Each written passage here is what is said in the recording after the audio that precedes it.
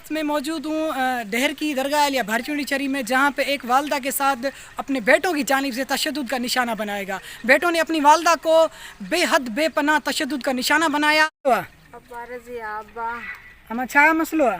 अब्बा मसलो इहो आहे त आलू जी भाॼी चाढ़ियमि, घर में कुझु कोन हो, आलू घुराए चाढ़ियमि। पुटु चवंदी छो चाढ़िया थी? मां चवनि अब्बा जेको मूंखे हस्ती मां चाढ़िया।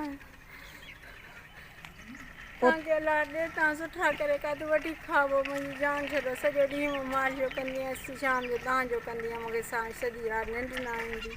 छा नालो आहे मां तुंहिंजे पुट जो? अब्बा मोहम्मद अली। मोहम्मद अली? हा। तोसां मोहम्मद अली विड़ियो आहे या ॿिया पुट बि? ॿिया ई विड़िया। कहिड़ा कहिड़ा कहिड़ा? अॻु में मोहम्मद अली विड़ियो, पोइ इलाही बश्क विड़ियो। अच्छा, छा मां मुंहिंजी इलाही बश्क भॻी। अच्छा त घर में निकिर अरे आई छो अब्बा?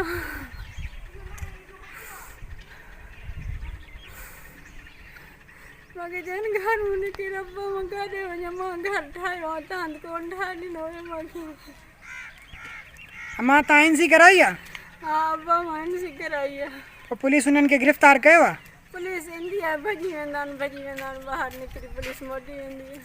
हाणे तव्हांजो छा मुतालबो आहे? मुंहिंजो मुतालबो या महिरबानी करे मां सां को अलाह वास्ते भलाई करो, मूंखे पुटु गिरफ़्तार कराइजो, ॿधाइजो। मुंहिंजा ॿाहिरि वेंदा आहिनि, निकिरंदा आहिनि, मूंखे दिलि जा कोन हूंदी। किथे बि कोई मसइलो करे विझनि, मां मां वरी मूंखे लोड़ो पवंदो।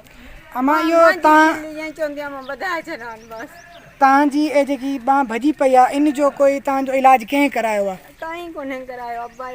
इस्पताल मुंहिंजी छोकिरी पंहिंजी मटाणी डॉक्टराणी उन कई आहे, हली चई एक्सरो कराई, वरी सुबुह सर्टिफिकेट ॾींदासीं, पोइ तुंहिंजो इलाजु थींदो।